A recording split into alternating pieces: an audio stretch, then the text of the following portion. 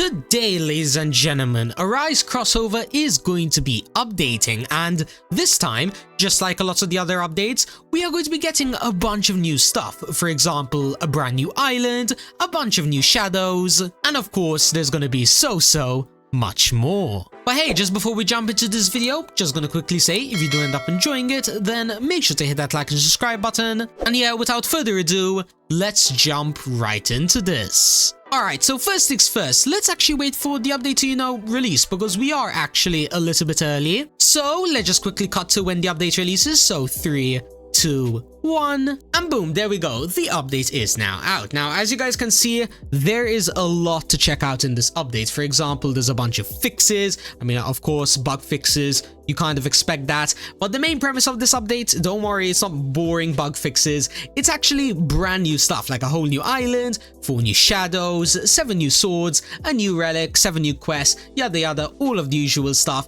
And there's even more. For example, the raid rotation update. Apparently, now, during weekends like Friday to Sunday, you are actually going to be getting double the amount of raids. For example, the winter raid is going to be happening every 30 minutes on Friday to Sunday, whilst on Monday to Thursday it is going to be every hour, the usual timing that we've had for the past week now. And of course, this is going to be working the same way for the Daydo raid, so for you guys that have been struggling to grind Daydo raid, well yeah, now it's going to be even easier. But anyways, moving on from that though, we also have some brand new titles in the game where there's 8 available right now. They're going to be giving you some small buffs, and then yeah, more titles to come in the near future. But wait just a moment, the update gets even more interesting. Apparently we have hybrid mounts, which apparently basically you're going to be having one mount which is going to be working both on land and as well water. So yeah, that's pretty cool. So in this case, there's going to be the moon gecko over here, which is redeemable via the super code,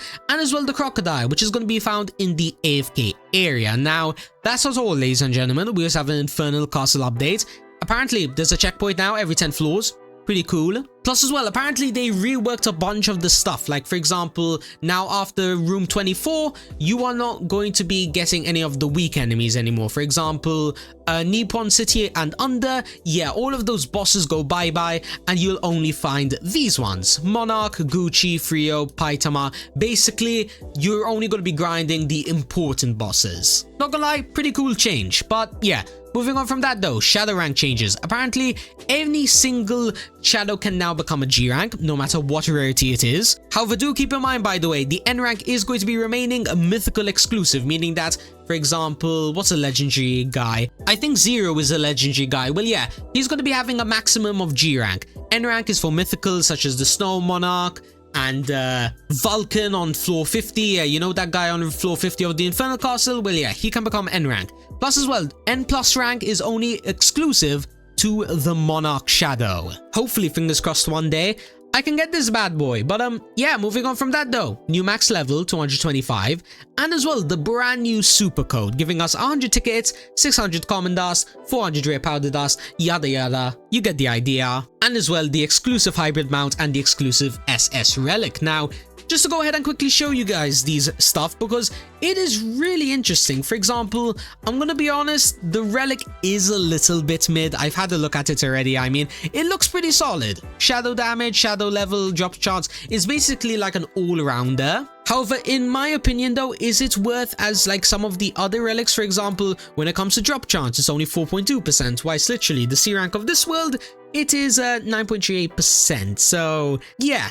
For new players, this exclusive relic is definitely worth it. However, for endgame players, maybe even mid-game players as well, it is relatively useless in my opinion. Yeah, sorry to be the buzzkill, but unfortunately I guess we can't always win. But hey, we did actually win in something though. The mount. If I quickly go ahead and showcase this bad boy, it is going to be having, if I remember correctly, 205 speed, or at least I think it's 205. It might be because I have the exclusive game pass. Yeah, if you have the exclusive game pass, the mount speed one in the shop, literally you guys can buy it free for tickets. Well, yeah, this is going to be having a really OP speed, and then yeah, this is what it looks like when you're moving around. You are going to be zooming. And actually, as a matter of fact, speaking of zooming, remember, this is a hybrid mount. You can actually use it on land as well.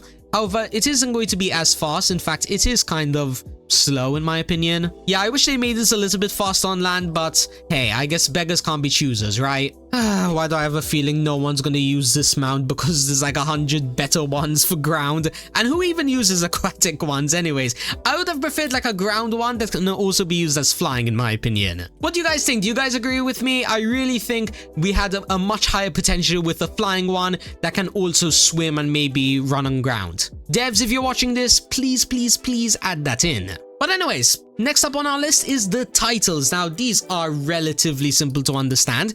Unfortunately, it seems like I am a little bit bugged right now, but don't worry. I can relatively show you and also tell you what exactly they're about. For example, the one that I have on right now, you know, the beginner one, I'm pretty sure you only need to reach like level 25 or something. Well, yeah, it is going to be giving you like 10% drop chance, and then the other ones, which are relatively mostly for like, you know, getting certain levels, for example, level 100. Level 200. Basically what I'm trying to say is that as you progress through the game, you will unlock more titles, and then those titles, they're not going to be broken. They're only going to be giving you like 15% weapon damage and 30% extra Arise luck. You know, it's kind of like a Relic in my opinion. That's how you guys should view the titles. Basically, Relic 2.0. And oh yeah, by the way, just to make it clear, levels are not the only way to get titles. For example, if you complete the, which one was it? I believe the Ant Colony one, and as well the Elf Soldier questline, those as well are going to be giving you titles. In fact, remember the one I mentioned around 30% Arise luck? Well, you actually get it from completing the Purge Colony questline. And yeah, if you guys really want to, here's another one. Unfortunately, I can't tell you exactly what it does because it is in a different language, but maybe I can go ahead and like reverse engineer this. Like if I go to my relics, okay, it is going to be increasing shadow level. I see. Yeah, it doesn't seem like it's anything too crazy. Like 10 shadow levels. I guess that's fine, but again, it's not too broken. But anyways, last thing on our list to check out is going to be the brand new area. Now, this area is absolutely ridiculous, and what I mean by that is not only are the enemies really strong, but as well, not only that, the weapons are ridiculous as well. For example, over here at the weapon shop, right? Well, at base damage, it is going to be 4.39 quintillion. Now, before you guys jump the gun and say, wait, that doesn't sound like a lot.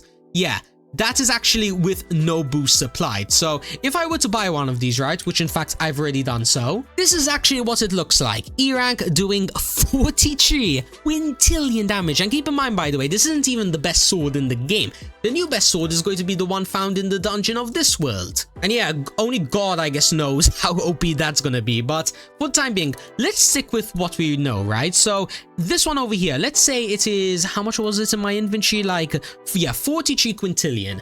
If I were to go ahead and bring up the calculator, just like so, and then I do times 2, times 2, times 2, times 2, I'm basically going to be showing you guys the damage if you were to go ahead and, you know, turn it into SS rank. So base damage, this is going to be approximately, this is...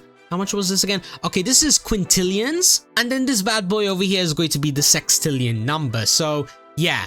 An SS rank doing a base damage with no enchantments, no nothing, 2.7 sextillion.